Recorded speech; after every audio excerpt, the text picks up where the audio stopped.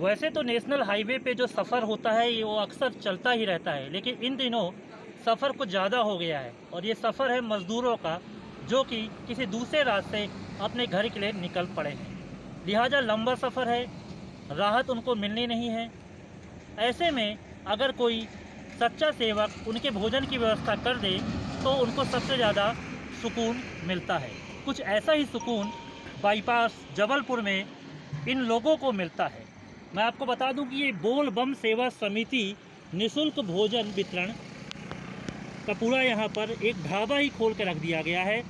यहाँ पर ना धर्म की बात होती है, ना पंथ की बात होती है, ना जाति की बात होती है सिर्फ मानवता की। और मानवता के लिहाज से यहाँ पर भोजन लगातार 24 घंटे बनता है। सुबह नाश्ते से शुरुआत होती है, दोपहर का भोजन तैयार होता है, शाम को चाय और नाश्ता होता है, फिर उसके बाद रात की तैयारी शुरू हो जाती है। क्वालिटी ऐसी जैसे कि आपको होटल का जो भोजन है वो भी फीका पड़ जाएगा। आप सोचिए कि तुलसी गोल्ड का ये तेल है, शुद्ध तेल। पूरी आप शिमला मिर्च यहाँ देखेंगे, मटर, पनीर, ऐसी सब्जी तैयार यहाँ पर हो रही है। एक लजीज जो व्यंजन है पूरी तरह से यहाँ पर तैयार होता है, शुद्ध। और ये चाय, ये पूरी तैयारी लगातार यहाँ पर चलती रहती है 24 घंटे। और ख़ास बात यह है कि पूरे इसमें जो हैं कार्यकर्ता भी हैं बीजेपी के, वो पूरी तरह से जुटे हुए हैं, सामाजिक संगठन हैं, सब कुछ बेहतर चल रहा है। और आपको लगेगा कि ये 4 दिन से ढाबा शुरू हुआ है, सबसे ज़्यादा जो संख्या है इसी ढाबे पर रुकती है। ख़ास बात इस ढाबे की इसलिए है कि एक सम्मान के साथ, एक प्रेम व्यवहार के साथ बैठाया जाता है, भोजन खिलाया जाता है। और ये सबका काम करने वाला एक बीजेपी का कार्यकर्ता है जो कि पूर्व पार्षद है। ना तो उसको यहाँ से चुनाव लड़ना है, ना वो मंत्री है, ना मिनिस्टर है, फिर भी सेवा में वो सबसे आगे है। निस्वार्थ सेवा, इसको कहते हैं निस्वार्थ सेवा। और पंजाब केसरी लगातार ऐसे कोरोना फाइटर्स जो निस्वार्थ सेवा करते हैं उनको दिखाता आ रहा है। हमारे साथ कमलेश अग्रवाल हैं, हम उनसे खुद बात कर लेते हैं। कमलेश अग्रवाल, आपको तो चुनाव भी नहीं लड़ना है, यही मैं एक फिर से सवाल दोहराऊंगा, फिर भी आप 4 दिन से डटे हुए हैं। आपने तो घर भी छोड़ दिया इनको भोजन कराने के लिए। जब से कोरोना की महामारी फैली है, निश्चित रूप से हर आदमी टूट चुका है। लेकिन जो हमारे प्रवासी मजदूर भाई बहन पलायन कर रहे हैं, जो अपने अपने प्रदेश में जा रहे हैं, कहीं ना कहीं जाकर उनको बहुत तकलीफ़ का सामना करना पड़ रहा है। कोई भी सरकार उनको वहाँ से भगा दे रही है और जिस जगह जा रहे हैं वो सरकार उनको रोक रही है। तो इस प्रकार से उनकी परेशानी देखी नहीं जाती। मगर सबसे पहले हमारे दिल में इंसानियत होना चाहिए। और अगर आपके मन में पीड़ित मानवता की सेवा के लिए आपके मन में इंसानियत है, सेवा की भावना है, तो निश्चित रूप से ये कोरोना कैसे बड़ी बड़ी बीमारी हमारी दूर हो सकती है। आज हमें कोरोना से डरना नहीं, कोरोना से लड़ना है। यदि इतने हज़ारों लोग हमारे यहाँ आते हैं तो कई लोग तो इसलिए नहीं कर रहे हैं काम कि उनको डर लगता कहीं हमको कोरोना ना हो जाए। मगर हम तो ये जानते हैं कि यदि हम ज़मीन पे आए हैं, धरती पे भगवान ने हमें भेजा है, तो निश्चित रूप से हमें सेवा का मौका मिला है और हमें सेवा करना चाहिए। आज उस भावना को लेकर हम सेवा करते हैं। और कोई भी ऐसा व्यक्ति, यदि कोई भी मजदूर, हमारे भाई बहन जो प्रवासी मजदूर भाई बहन हैं यहाँ से निकलते हैं, तो ये तो हमने ठान के रखा, शपथ लिया है कि वो यहाँ से जबलपुर से भूखा तो नहीं। भाई, फोटो खींचने के बाद तो कहानी ख़त्म हो जाती है। कई जगह ऐसा भी हो रहा है कि फ़ोटो खींची, दुकान बंद हो गई, सीधा मैं बोलूँ। लेकिन आप तो ना तो राशन का गेहूँ ला रहे हैं, ना तो चावल वहाँ राशन का ला रहे हैं, चावल भी टॉप की क्वालिटी का आप बना रहे हैं। ये इतना सब क्या सोच लेते हैं, क्या सोच लिया आपने?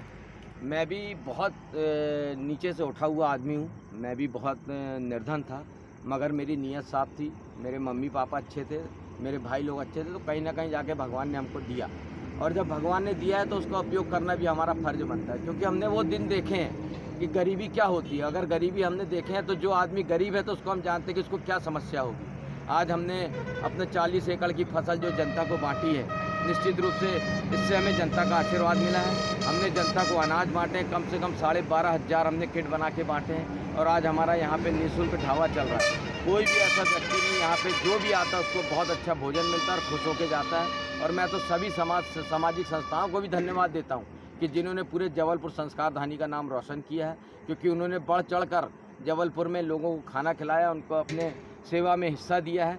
कहीं ना कहीं जाकर हमें ये लगता है कि जबलपुर निश्चित रूप से संस्कार धानी है। 24 घंटे आप तो यहीं रुक रहे हैं, कैसी व्यवस्था होती, सुबह से, दोपहर से, फिर शाम हो गई, फिर रात को हो गई, क्या क्या बनवा रहे हैं, क्या मन में चल रहा है, क्या क्या आपके मन में चलता रहता है, क्या इनको खिलाना चाहिए, पूरा आपका तो व्यतीत इसी में हो रहा है। जब हम सुबह 7 बजे अपना तैयार करते हैं, हमारा भोजन रात में बनना शुरू हो जाता है। हम पूरे रात भर पूरी सब्जी बनाते हैं। फिर सुबह हमें ऐसा लगता है कि जब सुबह सुबह आदमी निकलता है तो उसको नाश्ते की व्यवस्था तो होनी चाहिए। तो सुबह हम 7 बजे से 10:30 11 बजे तक बढ़िया सभी मजदूर प्रवासी भाइयों को हम नाश्ता करवाते हैं, चाय पिलाते हैं। उसके बाद दिन में उनको बढ़िया भोजन खिलाते हैं। फिर शाम को 6 बजे से हमारी चाय शुरू हो जाती है। चाय पिलाने के बाद फिर 8 बजे से 8:30 बजे से हम उनको भोजन कराते हैं, ताकि वो जहाँ तक पहुँचे अपना भोजन करके आराम से गाड़ी में सो जाएं। उसके बाद फिर जो रात में 2 बजे 3 बजे हमारे प्रवासी मजदूर भाई आते हैं, कहीं ना कहीं चाय की उनको वो लगती है, तो फिर हम उनको चाय भी पिलाते हैं। निश्चित रूप से हमारा 24 घंटा इसी में निकल जाता है। और हमें तो ये लगता है कि भगवान ने यदि हमें मौका दिया है सेवा करने का, तो हमें ऐसा करना चाहिए। हमारे कुछ ऐसे मित्र हैं जो लगातार हमें इस काम में हमें मनोबल बढ़ाते हैं और अपना सहयोग करते हैं, आर्थिक सहयोग करते हैं, जो भी उनसे बनता है वो भी हमें देते हैं। तो कहीं ना कहीं जाकर हमें ये लगता है कि यदि हम गरीब की सेवा कर रहे हैं, क्योंकि हर नर में नारायण का वास होता है। यदि आप जनता की सेवा कर रहे हैं, मजदूर भाई की सेवा कर रहे हैं, तो ऊपर वाला भी हमें देख रहा है। तो बिल्कुल ना यहाँ से वोटर गुजरते हैं, ना इनको उनसे वोट लेना है, और ना तो ये जो ढाबा खुल गया है इसका इनको प्रचार प्रसार कराना है। सीधी सी बात है, जो निकलेगा कोई भी आए उसको भोजन मिलेगा, कुछ भी नहीं पूछा जा रहा है, सिर्फ उनको भोजन खिलाया जा रहा है। मुझे तो ये भी पता चला है कि गरीबों के पैरों पर चप्पल खुद कमलेश अग्रवाल ने पहनाई है, ऐसी भी तस्वीरें सामने आई हैं। जाहिर सी बात है, जब कोई ऐसा एक सच्चा सेवक काम करता है तो लोगों की जो अन्य लोगों की जो भावनाएं होती हैं वो भी बेहतर होती हैं, और जन सेवा में वो भी आने की कोशिश करते हैं। उम्मीद यही की जानी चाहिए कि भारत के कोने कोने से जो प्रवासी हमारे मजदूर भाई निकल रहे हैं, उनके लिए जबलपुर जैसे ही ढाबे का प्रबंध हो, तो वो कम से कम सुकून के 2 पल यहाँ बिताएंगे, भोजन करेंगे, जिससे एक राहत मिलेगी और अगला सफ़र वो बेहतर कर पाएंगे। कैमरा पर्सन राजेश मनवा के साथ विवेक तिवारी, पंजाब केसरी, जबलपुर।